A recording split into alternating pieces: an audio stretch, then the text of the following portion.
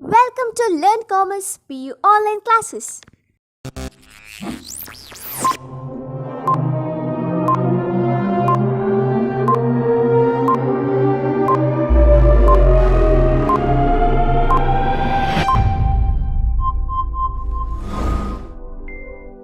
Don't forget to like our video and subscribe our YouTube channel for all the updates.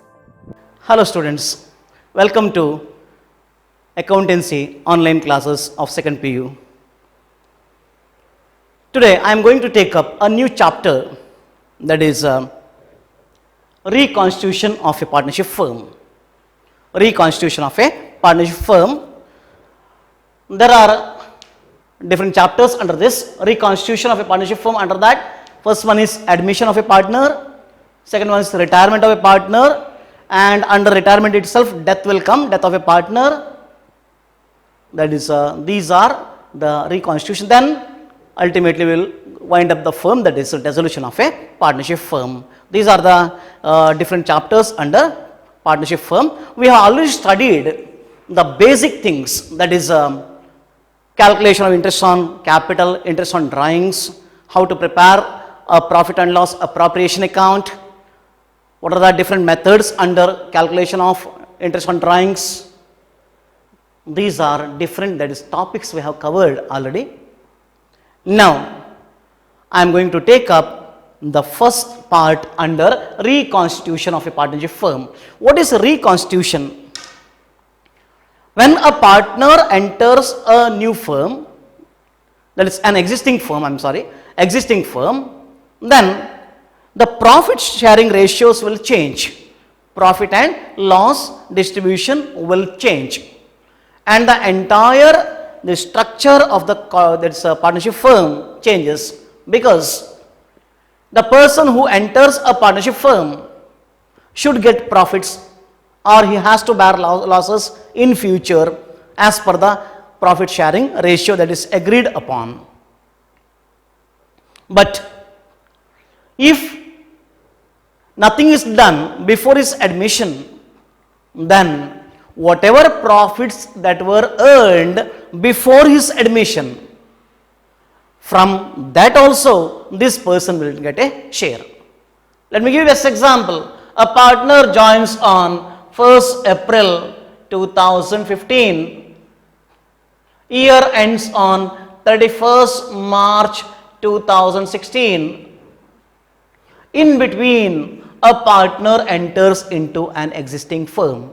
Maybe on 1st October 2015, a partner enters into the firm. You just imagine, friends, if he enters on October 1st, 2015, whatever profits earned by the business from the date of accounting year, beginning of the accounting year, that is 1st April 2015 to 1st October 2015, that is till the date of admission of the new partner, this is a gap of 6 months. The profits earned for these 6 months not belongs to the new partner. New partner will not get any share in that, because he was not there in the business for the first 6 months of the accounting year. He has joined the firm only on 1st October 2015, and whatever happens afterwards, any profits earned after his admission or any losses incurred after his admission, he is supposed to get a share or he is supposed to bear his share of loss. But whatever is earned or whatever is suffered before his admission, in this case before 1st October 2015, the new partner will not have any risk. He need not have to bear any losses suffered, or he will not get any share in the profits earned. So that is what. So here constitution of a firm changes, that is the profit sharing ratios will change. The profit earned till the date of admission, that will be assessed and that will be distributed among the old partners, or any losses old partners will bear, and new balance sheet will be prepared by incorporating all the changes that is increase in the value of assets or decrease in the value of assets, or increase in the values of liabilities or decrease in the values of liabilities.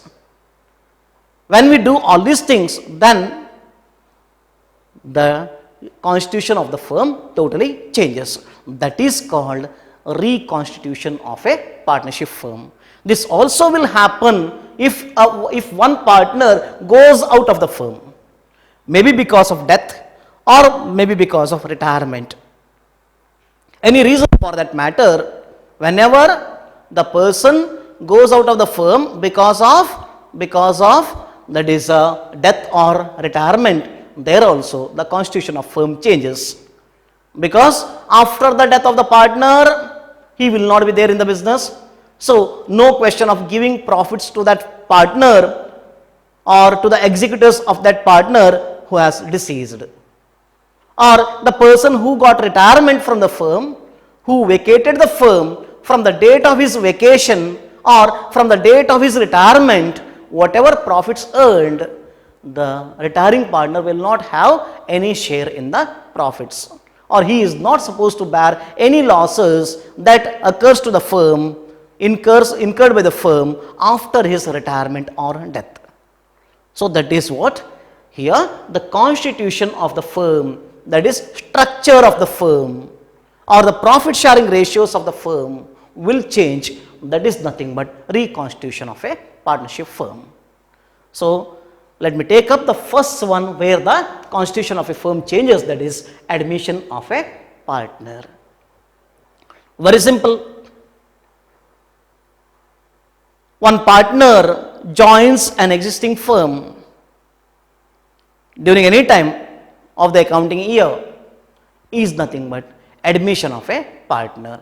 When a new partner admits or joins an existing firm, it is called admission of a partner, admission of a new partner. Now, why partner enters into an existing firm? Just because someone has capital or someone has money in his pocket, wants to join hands in the business, wants to earn more money, wants to earn income, wants to do business, will join with others or will join a firm with other partners and will try to earn some profit. Maybe the capital contributed by him will be used for expansion. The old partners may seek funds, and during that time someone who has funds may join the firm as a partner. He may contribute capital. That capital or that money which is contributed by the new partner will be utilized for maybe modernization, development, or for introduction of new technology, or for expansion and growth of the business that is possible. So in any case, the person will join a new firm, that's a new firm or an existing firm is called admission of a partner, admission of a partner.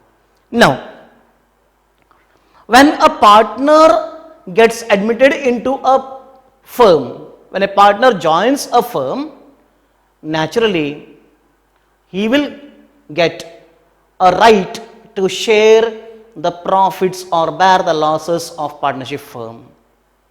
So they may ask you in the examination, in the board exam, they may ask you, mention any one right acquired by a new partner or a partner who admits into a firm, or mention one right of a partner who admits into a firm.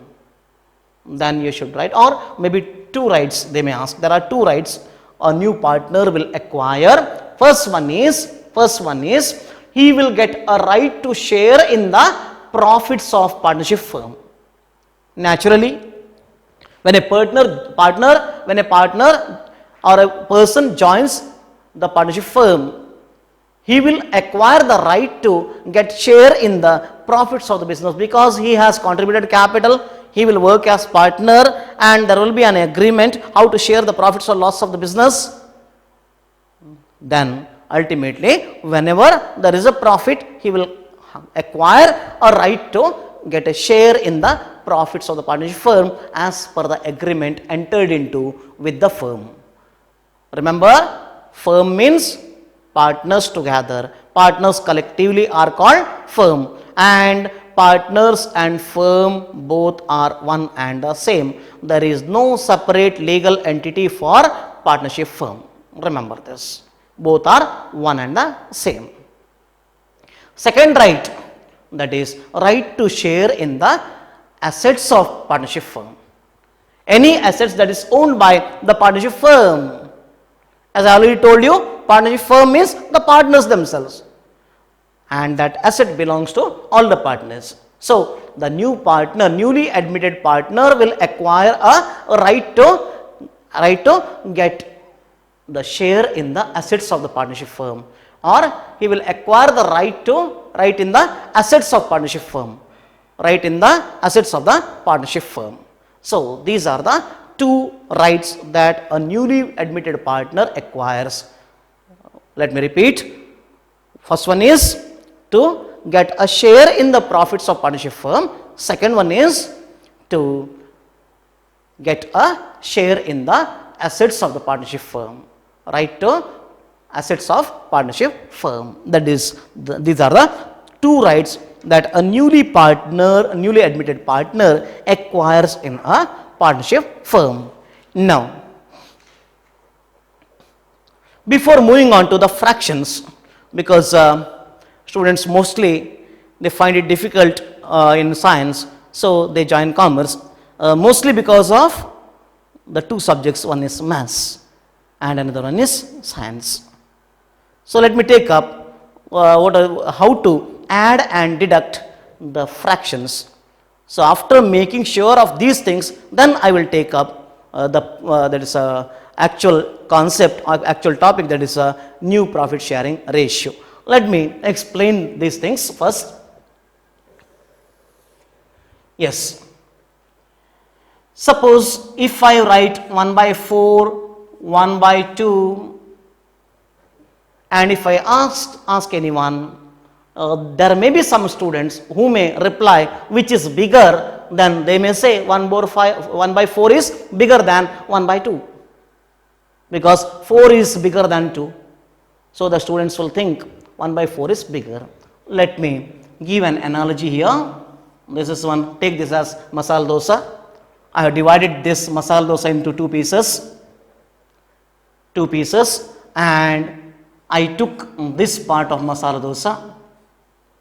So the whole masala dosa is divided into two pieces, that is, we call it as denominator.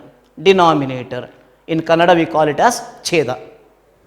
And this is numerator. I am taking only one part out of these two parts. Out of two parts I am taking one. I have divided into equal two parts, and one part I am taking the shaded area. So this is one part. I made the whole masala dosa into two pieces, equal two pieces, and I took one piece from that, that is 1/2. Very simple. Now let me explain here itself. That is, the same masala dosa I have divided it into four parts. That is denominator. I have divided the whole into four parts. So four parts are there. I am taking two parts from this, two pieces from this. This is this one and this one, two pieces I am taking. So this is called numerator or amsha. In Kannada it is called amsha. So this is 2/4, this is 1/2. Both are one and the same, don't you think so? If you see that is a portion I took, if you compare these two, both are one and the same, then why it is 2/4 and 1/2? Simplify this. 2 1s are 2 and 2 2s are 4. You are getting the same thing. What I did is, I have divided both denominator and numerator by a common number. which is divisible. So I took 2 and I have divided this, 1s are 2, 2s are. So again it has come to both are one and the same, don't you think so? See here, 1 by 2 and 1 by 2. Here 1 by 4 means I have divided it into 4 pieces. I am taking only one piece. So the whole is divided into 4 parts, 4 equal parts. I took only one part, that is 1 by 4. Now which is bigger? Now you have come to know this is bigger than this. Though it is 1 by 4 and this is 1 by 2. But 1 by 2 is bigger than 1 by 4. This is the basic thing which students will study at 5th standard level. But this is inevitable to make sure these things you will not get confused further. For that reason, I just made this clear. Now it is clear. So don't say that 1 by 4 is bigger than 1 by 2. Always you have to see both numerators and denominators and then you have to come to a conclusion. Very simple. See the analogy. Keeping this in mind, let me move on to the addition and subtraction of fractions. Plus and minus. Addition, plus and subtraction, minus. Now, let me take up these figures only, these fractions only. If I add 1 by 2 plus 1 by 4, what the students will do? 4 plus 2, 6, 1 plus 1, 2, they will write. Yes, but what you have to do is, you have to take the common denominator here. In case of addition and subtraction of fractions, Bhinna Rashi, fraction means Bhinna Rashi. When you add, then what you have to do is, you have to take a common denominator. What is common denominator? That is a number which is divisible by both the denominators. So here 4 is divisible by 2 2s are 4, 4 1s are 4, divisible by both the denominators. So this will become the common denominator. Or you can take what? See here, 2 and 4. To take LCM. So 2 1s are 2, 2 2s are 4. Now multiply this, 2 1s are 2 and 2 2s are 4. So that is the common denominator, remember. So I took this as 4, that is, take both the numbers and divide it, from which this both can be divisible. So here I got this, 2 1s are 2 and 2 2s are 4. So that is the common denominator here.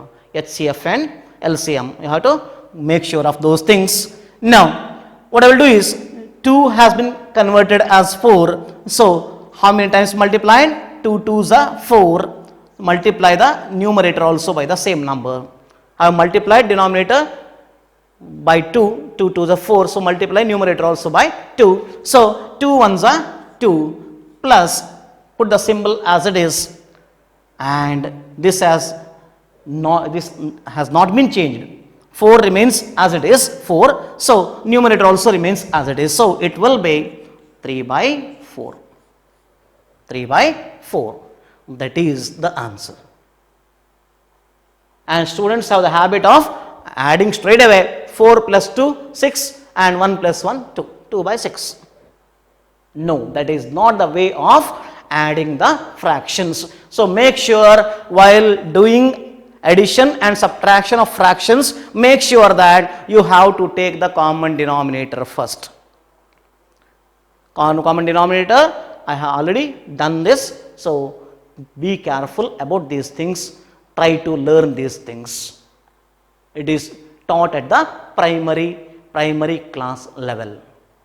Now let me do the same thing, that is a subtraction. 1 by 2 minus 1 by 4. Now, here also what we have to do is, in case of subtraction also, we have to take common denominators. Common denominators. So here, common denominator, I will take again it as 4. That is, here 2 and 4. See here, 2 2s are 4. So common denominator I took it as 4, divisible by both the numbers, 2 2s are 4, 4 1s are 4, right?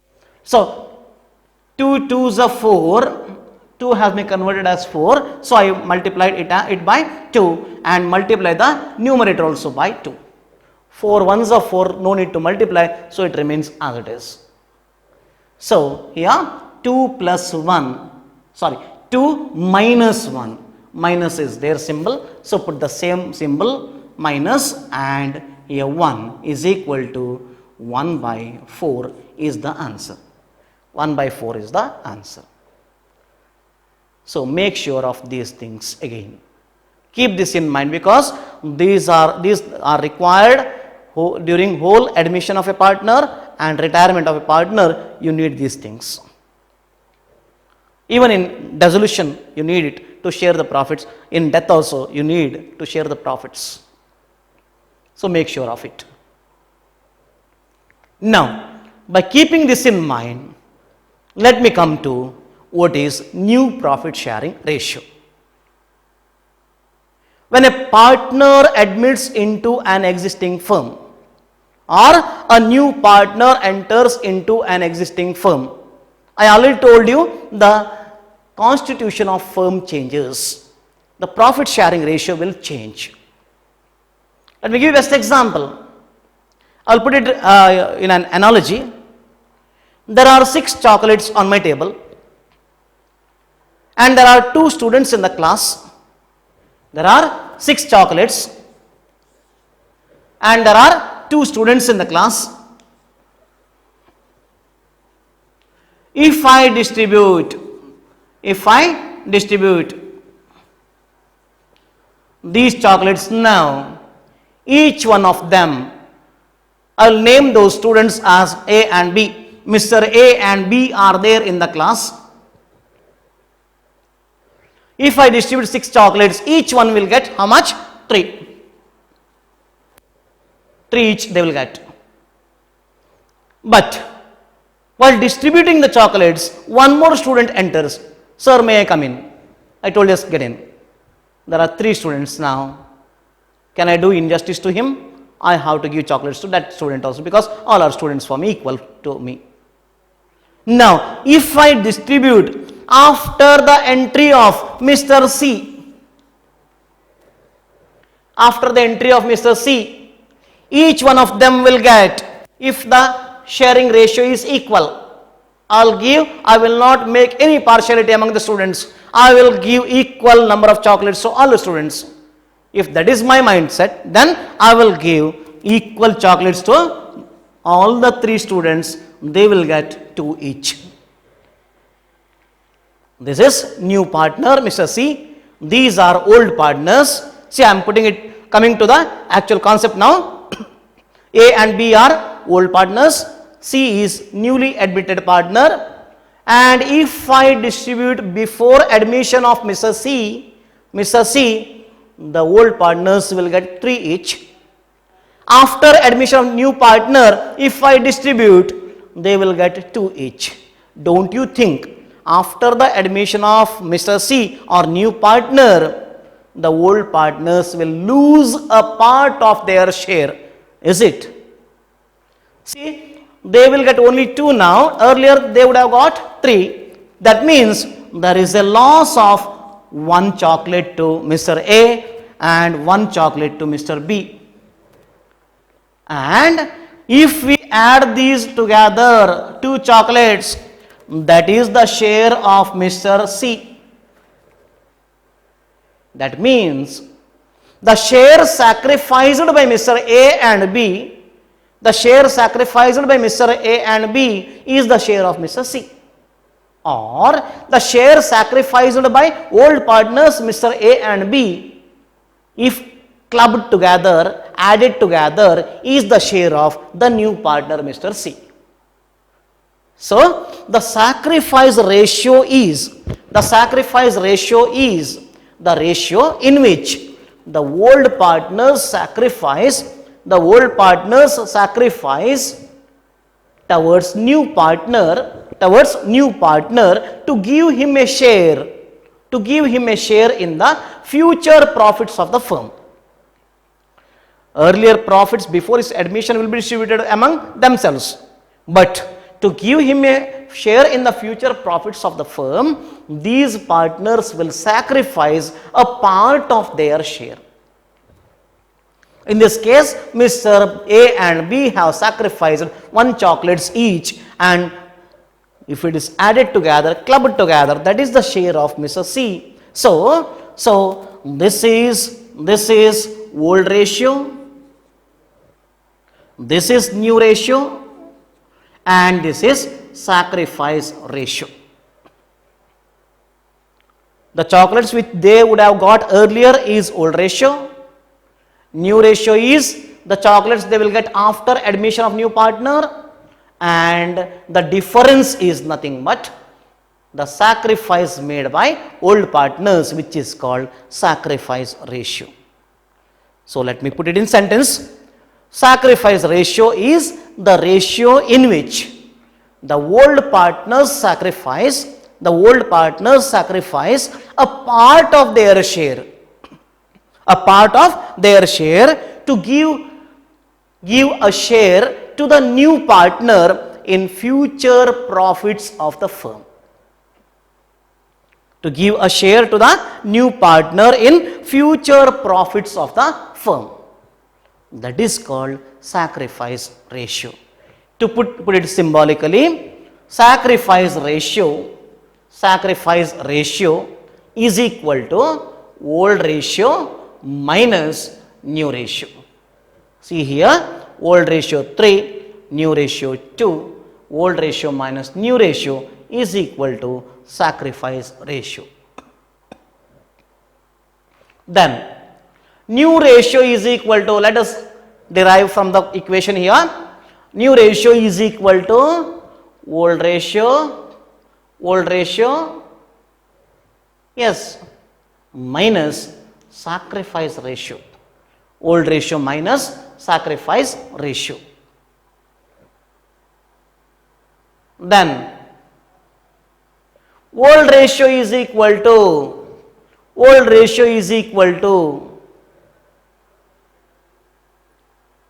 new ratio plus sacrifice ratio.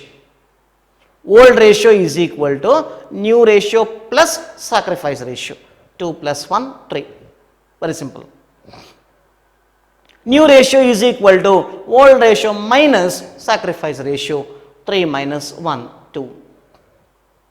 That is what the equation is. Very, very important from your practical point of view. When you take up the problem of 12 marks and 6 marks, we need to know this formula. I'll make it clear by repeating it again. Sacrifice ratio is equal to old ratio minus new ratio. New ratio is equal to old ratio minus share sacrificed. Old ratio is equal to new ratio plus sacrifice ratio. Very, very simple. By keeping this in mind, we have to calculate ratios related to, that is, admission of a partner. When a partner admits into a firm, then we have to calculate the profit sharing ratios. There are 2 types of ratios which may be asked in the examination. That is, one is calculate new profit sharing ratio, or they may ask you calculate sacrifice ratio. Any one may be asked for 6 marks. One 6 marks problem will be given. Remember, from admission and retirement, either from admission or from retirement, they will ask you one 12 marks question. One 12 marks question problem it is. If they ask 12 marks problem from admission, they will ask 6 marks problem from retirement. 6 marks problem from retirement.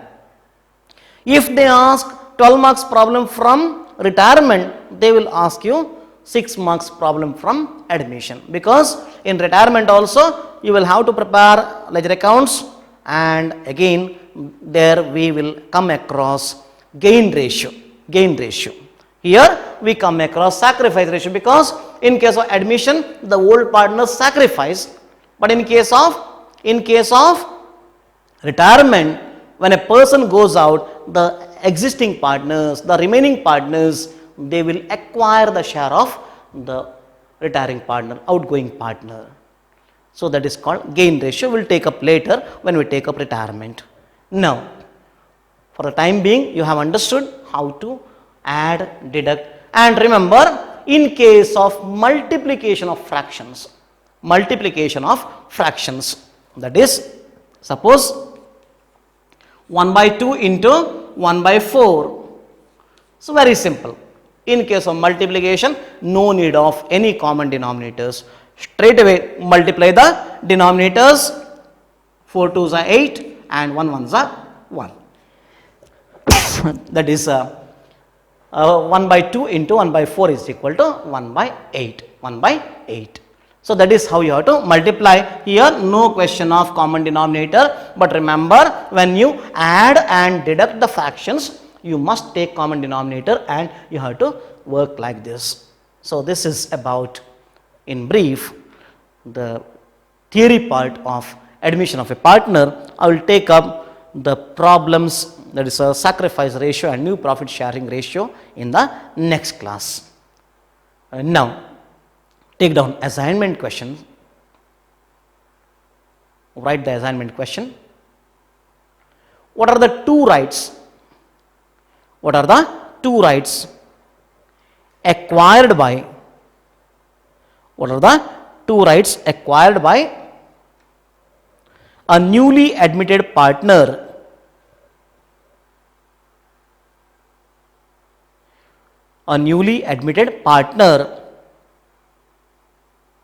in the firm. Thank you for watching this video. Thank you.